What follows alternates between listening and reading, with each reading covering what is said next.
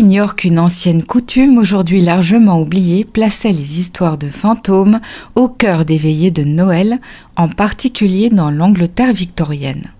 Cette tradition peut sembler incongrue à une époque où les récits d'épouvante sont davantage associés à la tradition d'Halloween. Pourtant, à Noël autrefois, on tuait le temps durant les longues nuits d'hiver en se rassemblant près du feu pour se raconter des contes fantastiques et effrayants. Le folklore européen considérait en effet que la période du solstice d'hiver, la plus sombre de l'année, était une époque où les morts auraient eu un accès particulièrement facile aux vivants. De la Scandinavie jusqu'à l'Angleterre, les soirs de décembre se prêtaient ainsi tout naturellement aux récits peuplés d'esprits, de revenants et d'apparitions. La fin de l'automne et le début de l'hiver marquaient alors une période de transition. Les récoltes étant terminées et les journées raccourcies, on attribuait à ces nuits un caractère mystique. De nombreuses cultures européennes estimaient que le voile entre le monde des vivants et celui des esprits s'amincissait justement à ce moment-là. Les païens célébraient alors la fête de Yule, durant laquelle on pensait que les fantômes et forces surnaturelles pouvaient traverser librement le monde des mortels. L'avènement du christianisme n'élimina pas ces croyances, elles furent en partie intégrées aux célébrations de Noël. Ainsi, dès le Moyen-Âge, on trouve la trace de contes effrayants liés aux festivités du solstice. Dans la saga islandaise du peuple de Floy, écrite vers 1300, un grand festin de Noël prit une fin terrifiante lorsqu'un groupe de fêtards bruyants est dérangé par de mystérieux coups à la porte. L'un d'eux sort pour voir qui est là, déclarant imprudemment que c'est sans doute une bonne nouvelle. Il sombrera instantanément dans la folie et mourra. 6 autres membres du groupe subiront ensuite le même sort. Un à un, ils seront attirés à l'extérieur par des prédateurs spectraux qui les mèneront à une fin atroce. Après le soir de Noël, tous les fêtards qui avaient trouvé la mort revinrent sous forme de revenants pour semer le chaos dans les villages, et c'est finalement le chef du groupe, Thorgils, qui affrontera les morts vivants indisciplinés. S'étant couché tôt la nuit du massacre, le vaillant Thorgils, l'un des rares survivants, décida de s'attaquer aux ennemis trépassés en faisant brûler tous les revenants sur un immense bûcher funéraire, après quoi plus aucun de ces spectres importuns ne revint jamais au village. Il semblerait qu'au Moyen-Âge, les êtres surnaturels aient un don pour perturber les festins du solstice d'hiver. Dans l'un de nos plus anciens récits conservés datant du 8e siècle, l'épopée saxonne Beowulf, le monstrueux Grimagest, qui signifie « esprit » en vieil anglais, et prénommé Grendel, terrorisa les invités du roi Hrothgar, ruinant leur festin par la destruction et le meurtre, jusqu'à ce que le salut de tous vienne sous les traits du guerrier héroïque Beowulf. Même les Noëls sous la cour du roi Arthur n'échappèrent pas à cette intrusion surnaturelle. Dans le poème épique du XIVe siècle, Sir Gawain et le Chevalier Vert, le festin de Noël du roi légendaire fut interrompu lorsqu'un chevalier mystérieux, habillé de vert et brandissant une hache de la même couleur que lui, chevauchant un cheval également vert, fera irruption à la consternation de tous les invités. L'étranger verdoyant défiera alors quiconque à un duel mortel. En Angleterre, la tradition des contes hivernaux lugubres a persisté malgré l'influence des puritains, car au XVIIe siècle, Oliver Cromwell tenta de dépouiller Noël de ses réjouissances, allant jusqu'à interdire les chants de Noël et autres excès indésirables. Mais les coutumes populaires reprirent le dessus avec le temps et l'on réhabilita les anciennes traditions de Noël, y compris l'idée de soirées comptées dans le but de raviver l'esprit convivial de cette fête. C'est toutefois en Angleterre victorienne que les histoires de fantômes à Noël allaient connaître leur véritable âge d'or. Plusieurs facteurs vont converger durant cette période pour faire de ces ghost stories un élément presque incontournable des fêtes de fin d'année. De nombreux Victoriens nourrissaient aussi un goût prononcé pour le mystère et le paranormal. Les séances de spiritisme, le mesmérisme et autres expériences occultes faisaient fureur dans les salons mondains. C'est ainsi que la tradition des histoires de fantômes à Noël explosera. Et quoi de mieux que des récits surnaturels pour captiver les lecteurs lors de longues veillées de décembre. Les éditeurs victoriens l'avaient bien compris à l'approche de Noël, nombre de magazines et de revues littéraires se mirent à publier des contes fantastiques et histoires de revenants, perpétuant ainsi sous une forme écrite une coutume ancestrale orale. Des auteurs populaires tels que Elizabeth Gaskell, Sheridan Le Fanu, Margaret Oliphant ou encore Arthur Conan Doyle s'attelaient chaque année durant l'automne à concocter des histoires frissonnantes destinées aux numéros de Noël des périodiques.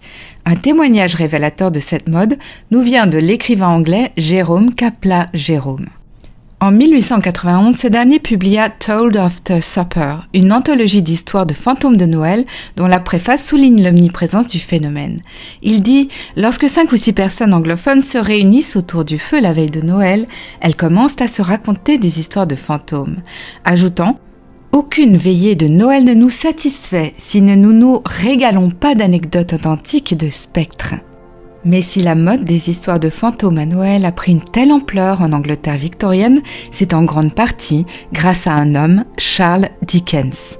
Le célèbre romancier britannique offrira ainsi à la littérature son illustre conte de Noël fantastique. En décembre 1843, Dickens publie A Christmas Carol, connu en français sous les titres d'un chant de Noël, un court roman qui rencontra un succès instantané. Dans cette fable morale teintée de surnaturel, le vieux Gripsou Ebenezer Scrooge reçoit la visite la nuit de Noël de 4 esprits, son défunt associé Jacob Marley, puis les fantômes allégoriques des Noëls passés, présents et futurs, qui le confrontent à la noirceur de son âme. Terrifié mais transformé par ces visions, Scrooge s'éveille le jour de Noël, empli de repentir et d'une générosité nouvelle.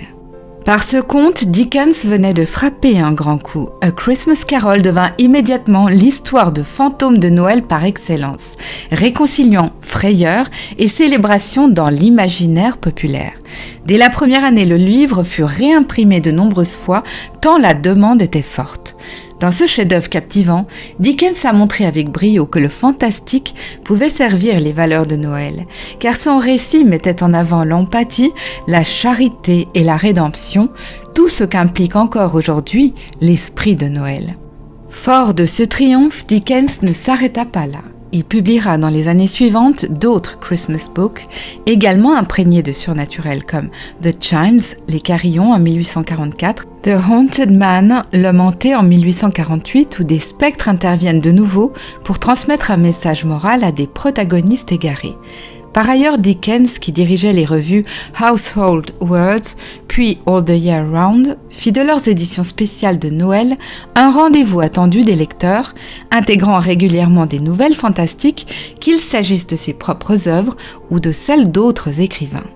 Ainsi, en 1859, par exemple, Dickens coordonna un recueil collaboratif intitulé The Haunted House, publié dans le numéro de Noël de All the Year Round, où chaque chapitre était une histoire de fantôme écrite par une plume différente.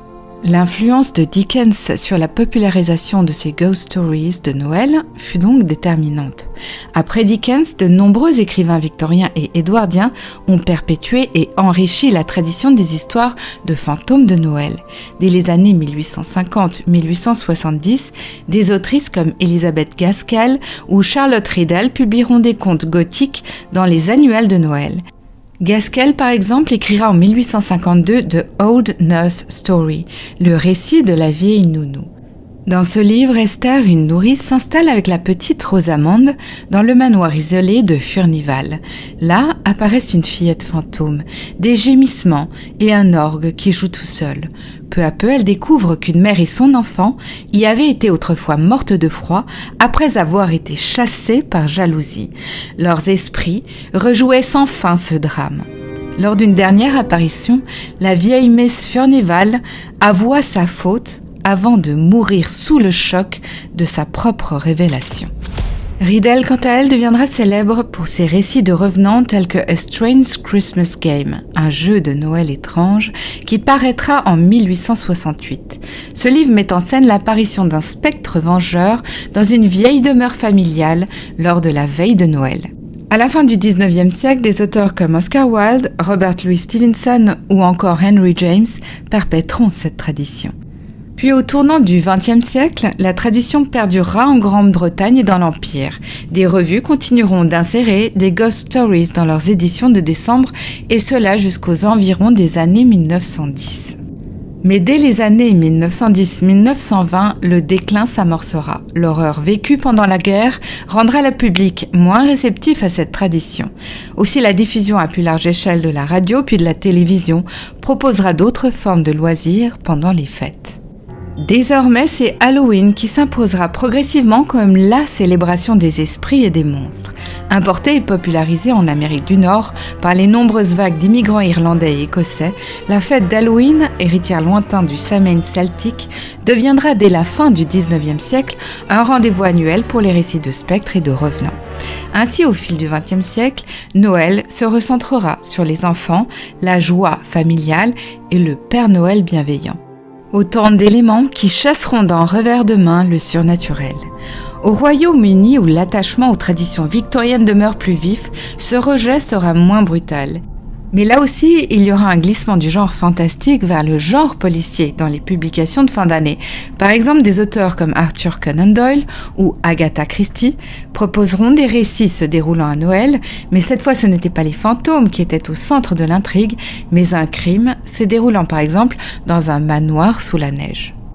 Par ailleurs, si l'Angleterre victorienne a sans doute porté à son apogée l'art de se faire peur à Noël, elle est loin d'en avoir eu le monopole. Ainsi, dans les pays scandinaves, tout le monde pensait que les revenants revenaient visiter leurs proches pendant le temps de Noël. Il était d'usage en Norvège, en Suède ou au Danemark de laisser la maison impeccablement propre la veille de Noël avec un feu allumé dans l'âtre, de la nourriture et de la bière disposées sur la table afin d'accueillir comme il se doit les ancêtres disparus censés passer la nuit parmi les vivants. On racontait aussi que si l'on retrouvait le lendemain de la terre sur les chaises, c'est qu'un parent tout juste sorti d'une tombe était venu s'y asseoir. Parfois, on allait même jusqu'à préparer un bain chaud pour que les visiteurs d'outre-tombe puissent se délasser avant leur repas nocturne. Plus à l'est, en Pologne, on invitait symboliquement les esprits à entrer se réchauffer. On leur laissait des victuailles. En Lituanie aussi, un plat spécial nommé kuksia, à base de grains de blé, de pois, de haricots et de miel, était cuisiné tout exprès pour les âmes des ancêtres à Noël. On laissait également la table servie après le réveillon, croyant que les défunts viendraient festoyer pendant la nuit.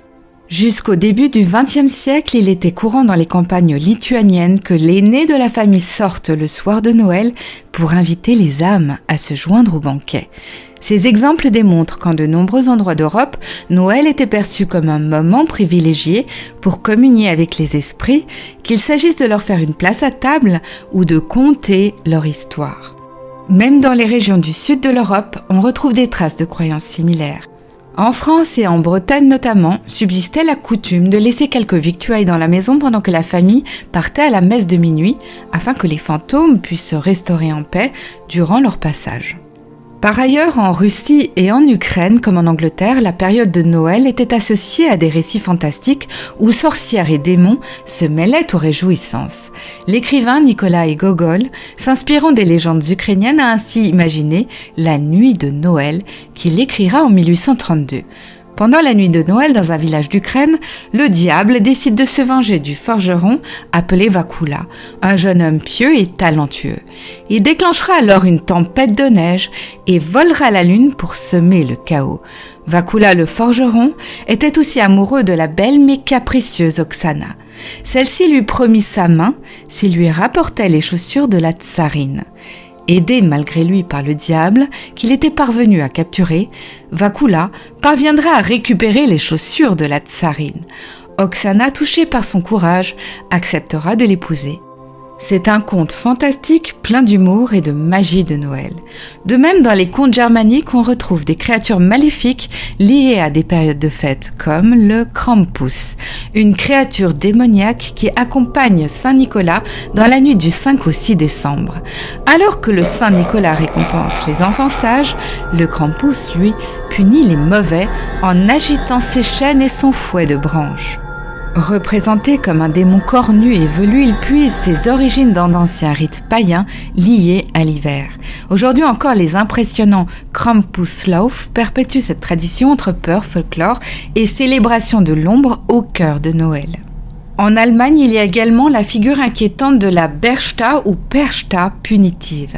Elle apparaît durant les nuits d'hiver pour vérifier que tout le monde a bien été sage. Selon Jacob Grimm, Perchta est la cousine de Frau Holle. Toutes les deux partagent le rôle de gardienne des bêtes et apparaissent durant les 12 jours de Noël pour surveiller le filage. Dans les descriptions, elle a deux aspects. Soit elle apparaît comme une belle jeune femme blanche comme neige, soit comme une vieille femme laide et en haillons.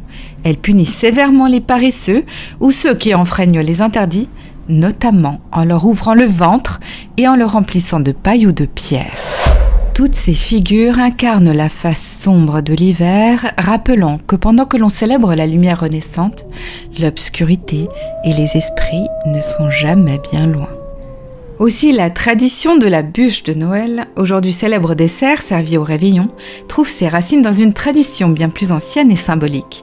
Peu de gens imaginent qu'avant d'être une pâtisserie, la bûche de Noël était un rituel hivernal lié aux croyances paysannes, au culte des ancêtres et aux fêtes du solstice d'hiver.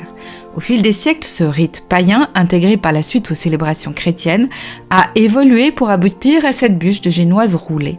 Mais bien avant d'être un dessert, la bûche de Noël désignait un véritable tronc que l'on faisait brûler dans l'âtre lors de la nuit du solstice d'hiver. Ce gros morceau de bois, souvent décoré de feuillages et de rubans, était allumé également lors de la veillée de Noël et devait se consumer le plus lentement possible. On choisissait de préférence une pièce de bois fruitier, poirier ou cerisier par exemple, afin de s'attirer de bonnes récoltes l'année suivante, ou bien une souche de chêne robuste, gage de solidité et de protection pour la maison. La bûche devait être suffisamment massive pour alimenter le feu toute la nuit, parfois même plusieurs jours durant les festivités. Toute la maisonnée, parents, enfants, se rassemblait alors autour du foyer familial pour célébrer la chaleur au cœur de l'hiver. Ce rite du feu marquait symboliquement le retour de la lumière après la nuit la plus longue de l'année. Dans les pays germaniques, on parlait du feu d'Yule, fête païenne du solstice, célébrant la lumière renaissante. Dès le Moyen-Âge aussi, la coutume de la bûche de Noël est attestée dans la plupart des régions d'Europe. Chaque contrée avait ses variantes locales. En France, on retrouve cette tradition de la Bretagne à la Provence sous des noms divers. Par exemple, Cosdenau en Berry, Tréfouette en Normandie ou Cachofiot en Provence. En Provence notamment, la veillée de Noël commençait par le rituel du Cachofiot. Le plus jeune et le plus âgé de la famille portaient ensemble une énorme bûche autour de la table avant de l'installer dans l'âtre. On la faisait ensuite flamber solennellement en espérant qu'elle brûle 3 jours et 3 nuits sans s'éteindre. Autour de la bûche se greffaient de nombreuses croyances et superstitions. Dans certaines traditions, ce feu familial était lié au culte des morts. On le destinait aux défunts de la parenté. L'écrivain breton Anatole Lebras rapportait par exemple que la bûche de Noël était, je cite, « destinée aux décédés venus visiter les vivants » et qu'on ne devait pas l'utiliser pour cuisiner ni pour se réchauffer. De même, le folklore prétendait que la Vierge Marie, les anges, les âmes des ancêtres ou encore celles du purgatoire venaient se réchauffer à ce foyer au cours de la nuit de Noël. La flamme de la bûche faisait lien entre les vivants et l'au-delà, offrant lumière et réconfort aux esprits errants pendant le solstice d'hiver. Par ailleurs, la bûche de Noël était investie de vertus protectrices et fertiles pour l'année à venir. On disait que son feu sacré éloignait les esprits malins et assurait prospérité et abondance. Les restes calcinés de la bûche, cendres et tisons à demi consumés, étaient soigneusement conservés car on leur attribuait une grande puissance magique. Ces reliques servaient de talisman tout au long de l'année. On les disposait dans la maison pour la prémunir de la foudre et des sorciers. On les répandait aussi dans les sillons des champs pour en accroître la fertilité et on pouvait même en mêler la poudre à la pâture du bétail afin de le préserver des maladies et d'augmenter sa productivité. Autant de pratiques qui montrent que la bûche dépassait le simple usage du chauffage pour devenir objet rituel, protecteur du foyer et de la communauté. Avec la christianisation de l'Europe, l'Église intégrera et réinterprétera ce rite païen du feu en le rattachant à la fête de Noël. Dès le IVe siècle, la célébration de la Nativité le 25 décembre fut fixée afin de coïncider avec les anciennes fêtes solsticiales. Plus tard, la fête de Sainte-Lucie, le 13 décembre, fut instaurée pour substituer une célébration chrétienne de la lumière au feu païen du solstice d'hiver. On bénissait la bûche avant de l'allumer et on l'associait à la veillée sacrée. Souvent, on commençait aussi par éteindre le foyer, puis on allait allumer le brandon à la chapelle de l'église lors de la messe de minuit afin de rapporter ce feu béni à la maison. Le chef de famille posait alors la nouvelle bûche dans l'âtre et l'aspergeait aussi d'eau bénite avant de l'embraser, tandis que tous récitaient une prière ou un cantique de Noël. En Provence, lors du Cachoffio, le plus jeune versait du vin cuit 3 fois sur la bûche en symbole de la Trinité, pendant que l'aïeul prononçait en dialecte une bénédiction traditionnelle pour la nouvelle année. Voir la bûche s'éteindre prématurément était signe de mauvais présage pour la maisonnée ou le bétail. Au fil du temps, la pratique s'est folklorisée. Par exemple, on profitait de la bûche pour émerveiller les enfants. Dans de nombreuses familles de province, on cachait friandises et fruits secs près de la cheminée que les petits découvraient le matin de Noël en croyant que c'était la bûche elle-même ou l'enfant Jésus qui les avait apportés pendant la nuit. Puis, plutôt que de s'éteindre complètement, l'esprit de la bûche de Noël a connu une renaissance gourmande. Aux alentours de 1870-1880, des pâtissiers eurent l'idée de recréer la bûche sous forme d'un gâteau roulé, décoré, imitant un tronc. Mais ce n'est véritablement qu'après la Seconde Guerre mondiale que la bûche de Noël pâtissière se popularisera en France, devenant le dessert emblématique des fêtes de fin d'année. Comme vous le voyez, au fil des siècles, Noël a donc été bien plus qu'une succession de repas gargantuesques et de cadeaux emballés.